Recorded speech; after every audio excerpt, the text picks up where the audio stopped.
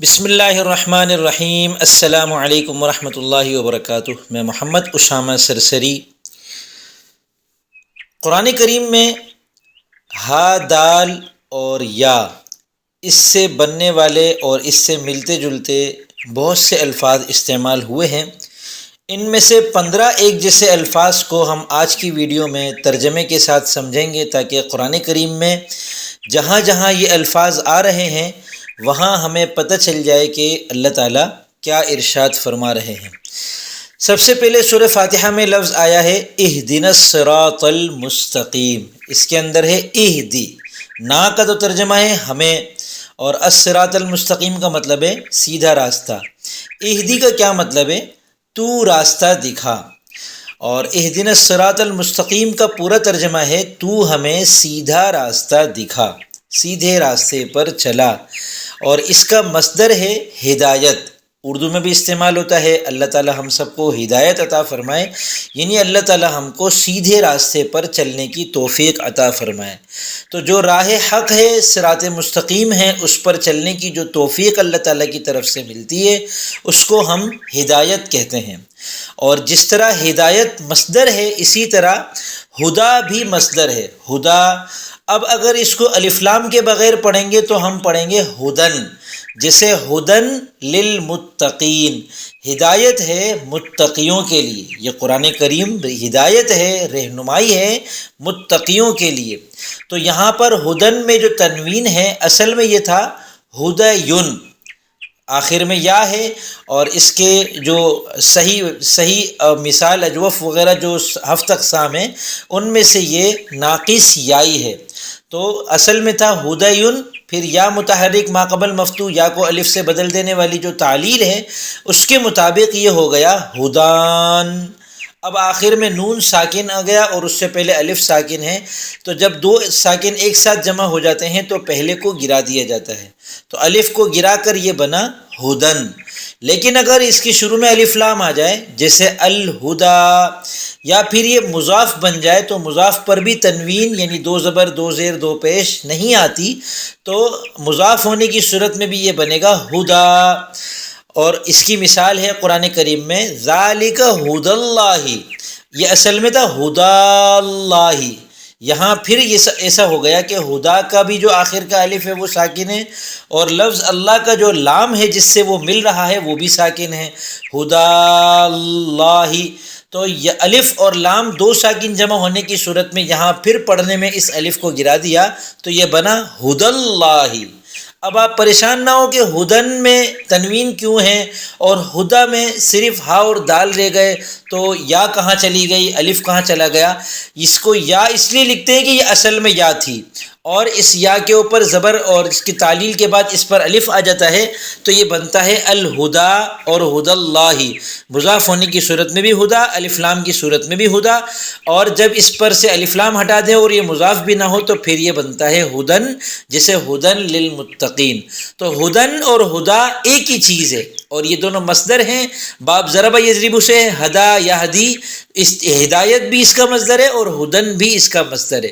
الہدا آپ نے اردو میں بھی سنا ہوگا، مختلف ادارے والے بھی اپنا نام رکھتے ہیں، عمارتوں کا بھی نام رکھا جاتا ہے، بعض اداروں کا بھی نام رکھا جاتا ہے، تو یہ اسی سے ہے۔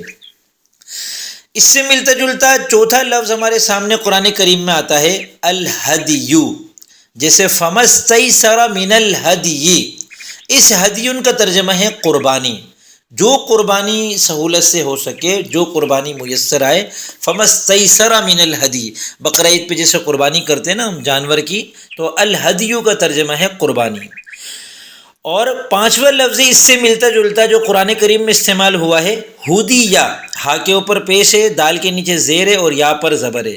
یہ اصل میں فعل ماضی مجہول ہے، جیسے نصر سے نصیرہ، اسی طرح ہدا سے ہدیہ۔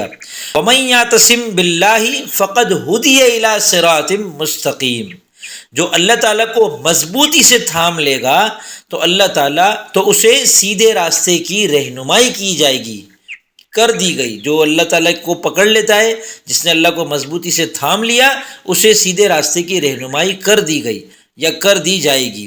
تو یہ ہدیہ کا ترجمہ ہے اس کی رہنمائی کی گئی، جیسے نصیرہ اس کی مدد کی گئی، سمعہ اس کو سنا گیا، اسی طرح ہدیہ اس کو ہدایت دی گئی، اس کی رہنمائی کی گئی۔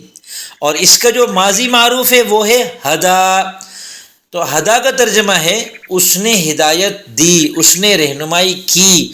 یہ فعل ماضی مطلق معروف کا واحد مذکر غائب کا صیغہ ہے۔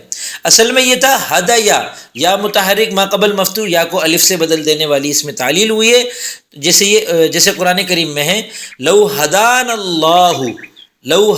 اللہ، تو وہ یہ قیامت کے دن جو کمزور اور ان کے مقتداؤں کا باہمی مکالمہ مذکور ہے، اس میں وہ ان کے جو مقتدا ہوں گے وہ کہیں گے کہ بھائی ہم نے تھوڑی تم کو اس طرف کہا تھا، ہم کو اگر اللہ ہم کو ہدایت دیتے تو ہم بھی تم کو ہدایت دے دیتے۔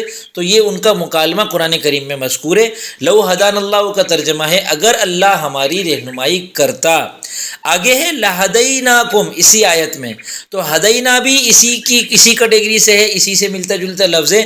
ہدینا فعل ماضی مطلق کا جمع متکلم کا صیغہ ہے، ہم نے رہنمائی کی۔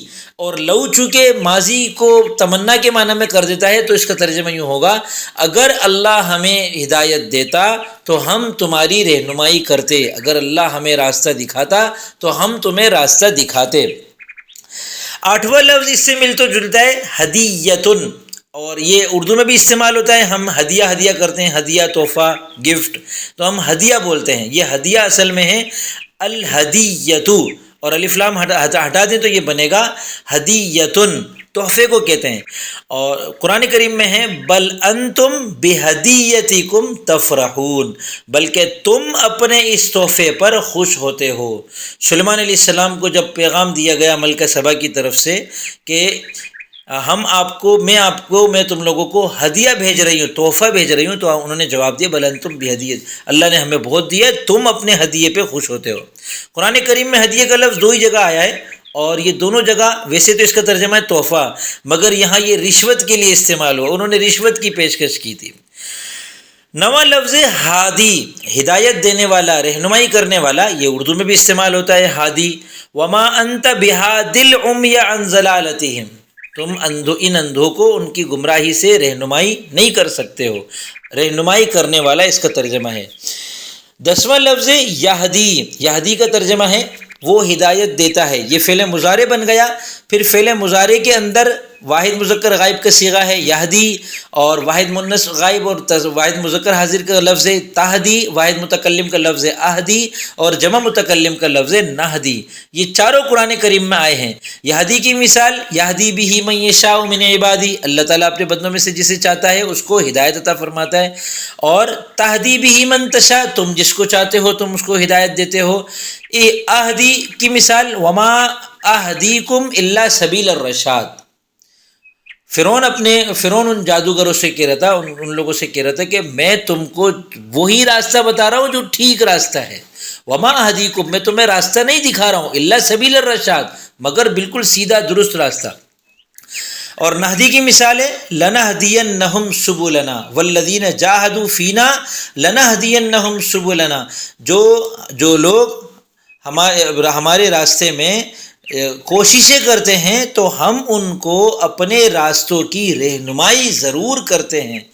لنہدینہم، لام کا ترجمہ ہے ضرور، تاکید کے لیے آتا ہے، اور نہدینہ ہم ضرور بس ضرور، نون بھی تاکید کے لیے آ گیا، لام اور نون کو ہٹائیں تو یہ بنے گا نہدی، نہدی کے شروع میں لام لگا دیا، آخر میں نون تاکید لگا دیا تو یہ بنا لنہدینہ، ہم ضرور رہنمائی کریں گے۔ ایک اور لفظ قرآن کریم میں یہدی سے ملتا جلتا آتا ہے یہدی، ام اللہ یہدی، اور اس کے آگے آتا ہے اللہ ان یہدا، تو یہ یہدی یہ اصل میں تھا یہتدی، یہ بھی تعلیل ہو کر ایک خاص قسم کی باب افتعال کے ساتھ مخصوص تعلیل کے اعتبار سے یہ یہدی ہوا ہے، اور اس کا ترجمہ ہے راہ پانا۔ تو وہ ام اللہ یہدی، وہ جو راہ نہیں پاتا ہے، اور یہدا فعل مضارع مجہول کا صیغہ ہے واحد مذکر غائب کا، اس کی رہنمائی کی جاتی ہے یا اس کی رہنمائی کی جائے گی۔